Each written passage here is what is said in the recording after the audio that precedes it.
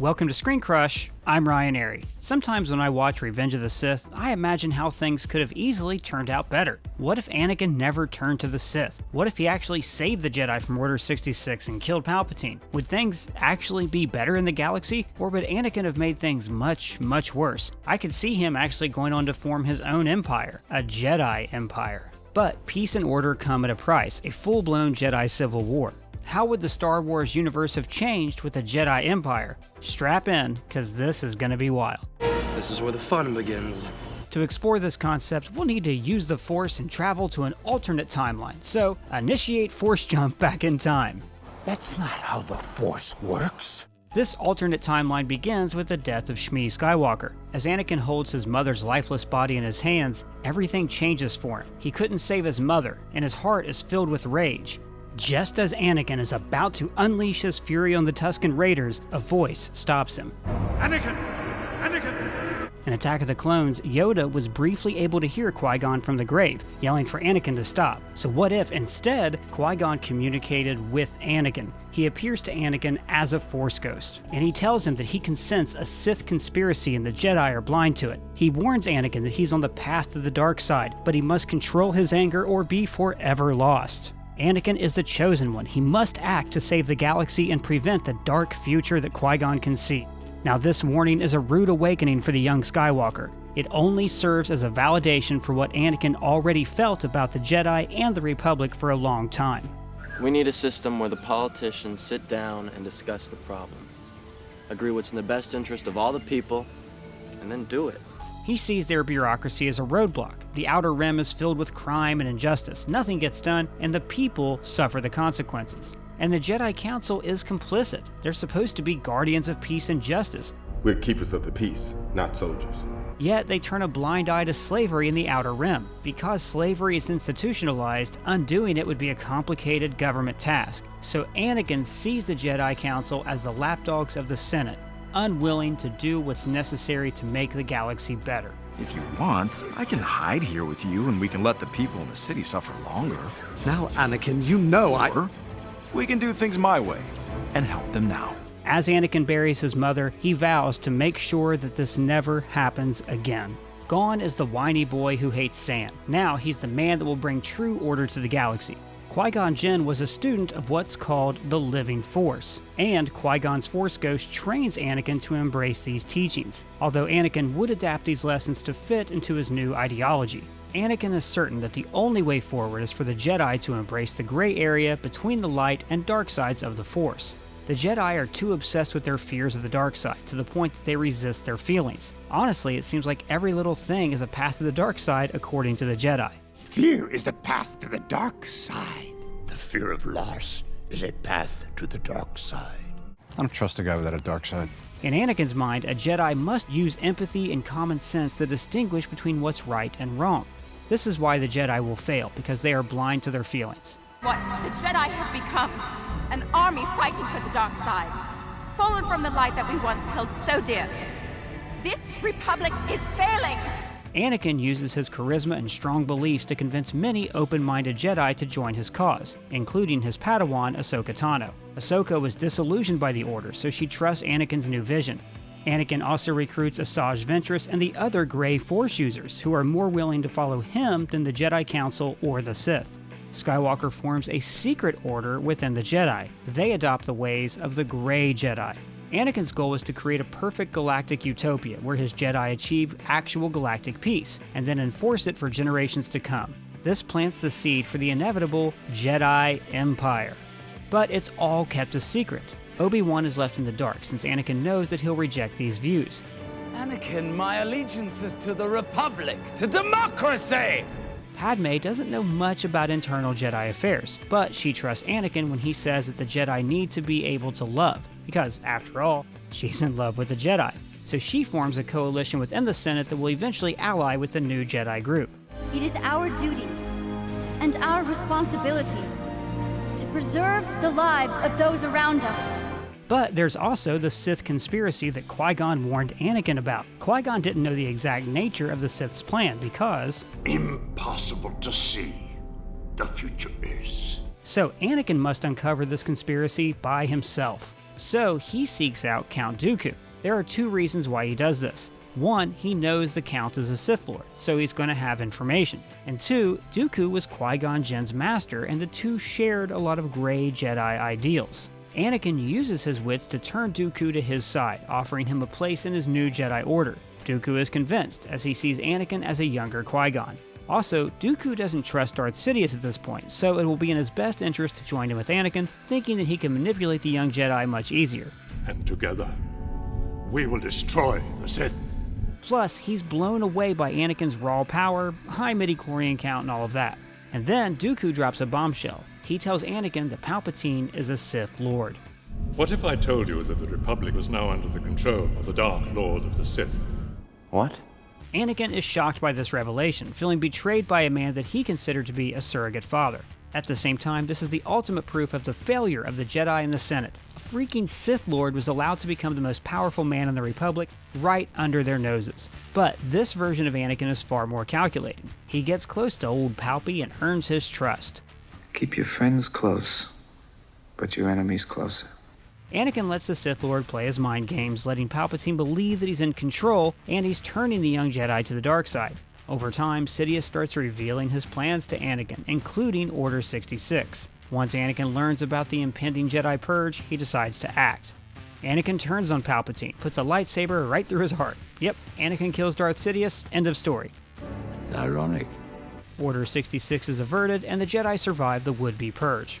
The Republic is in shock as they learn that their Supreme Chancellor was a Sith Lord. So during this time of chaos, Anakin makes some big moves. First, Anakin disables the clone troopers' biochips and convinces them to join his faction. Since the clones all now see Anakin as a hero, most fall in line behind him. Anakin also makes sure that any contingency plans made by Darth Sidious are stopped, like destroying any possible clones of Sidious and eliminating any of his collaborators. And then, with his loyal Jedi Knights and clones, Anakin storms the Senate and initiates a coup d'etat, a peaceful seizure of power. Anakin plans to disband the Senate and the Jedi Council. Moving forward, the new Jedi will be in control of the Republic.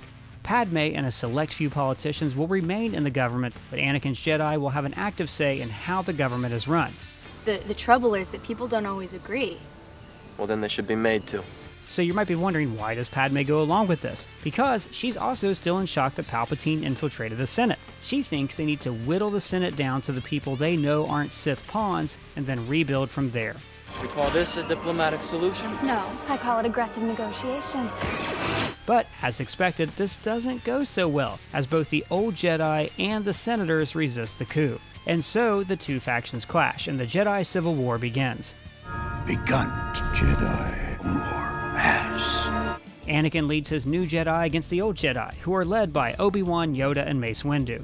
The war tears the Republic apart. This isn't a clash of Jedi and Sith or clones versus droids. No, this is a battle between friends and allies, which makes things personal and ugly. During the fighting, the two Jedi factions avoid killing each other. I mean, after all, Anakin's faction aren't Sith Lords or Darkseid users, they're still Jedi Knights. But it all goes wrong when Dooku kills Mace Windu. This changes everything.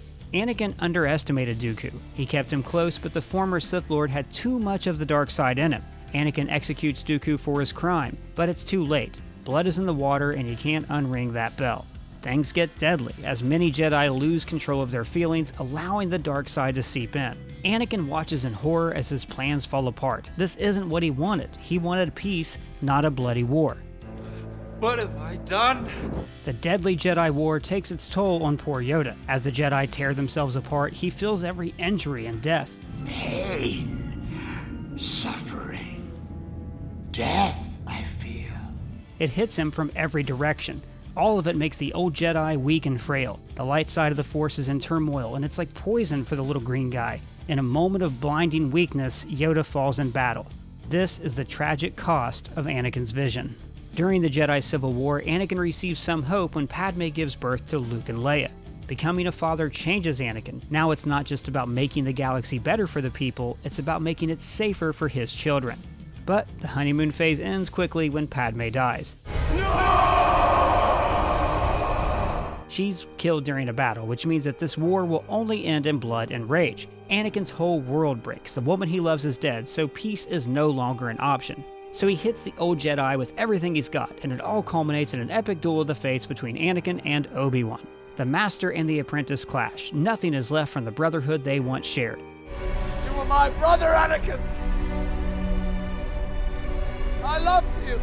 This battle will determine the future of the Jedi and the galaxy. Kenobi is able to deliver Anakin a near-fatal blow. Anakin's body gets ruined, but this is not how he dies. Anakin uses all of his willpower, unleashing a powerful force choke on Obi-Wan. Anakin literally force chokes the life out of his former master, friend, and brother.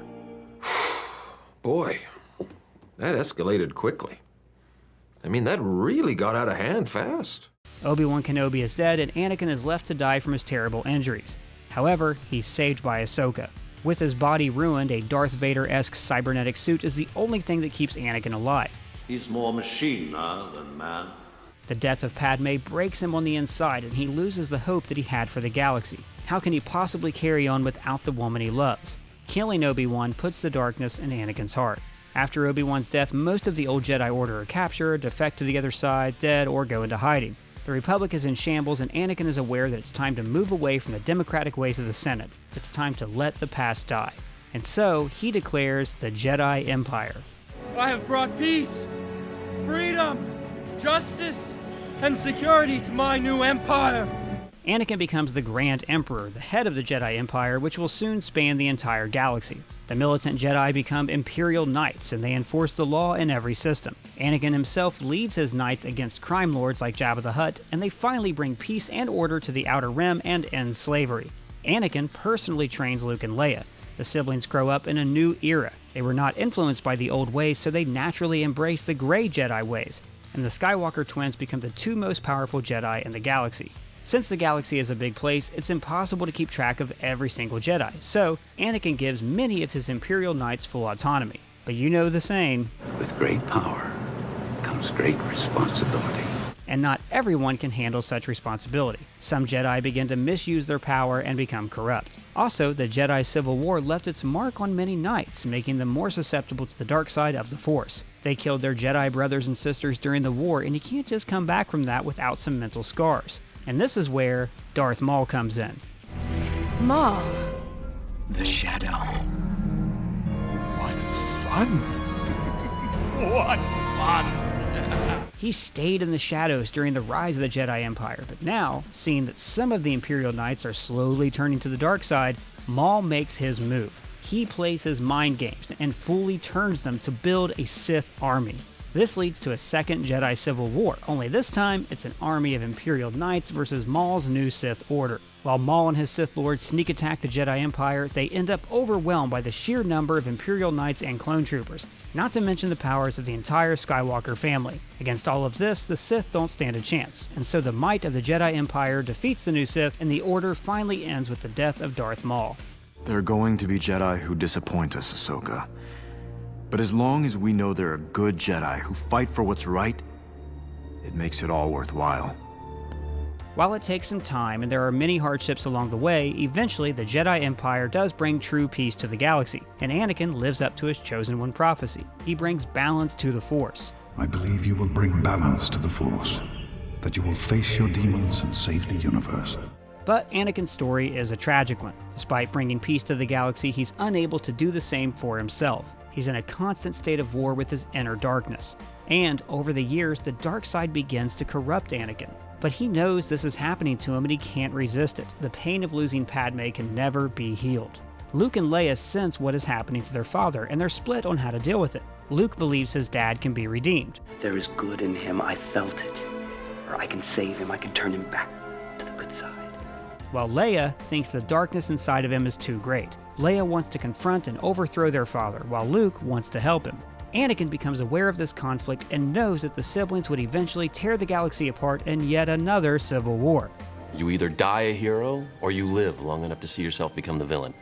So he does the honorable thing. He takes his own life so he can be one with the Force and rejoin Padme. Afterwards, Luke and Leia create a peace that lasts generations. For over 1,000 generations, the Jedi Knights were the guardians of peace and justice. Well, that's until one of the Jedi turns to the dark side again, and the cycle of war begins anew. But that's a story for another time. Impressive. Most impressive. So what do you think? Will Anakin's Jedi Empire keep the peace and order? Would you want to see more of this alternate timeline? Let me know in the comments below or at me on Twitter. And if it's your first time here, please subscribe. For ScreenCrush, I'm Ryan Airy.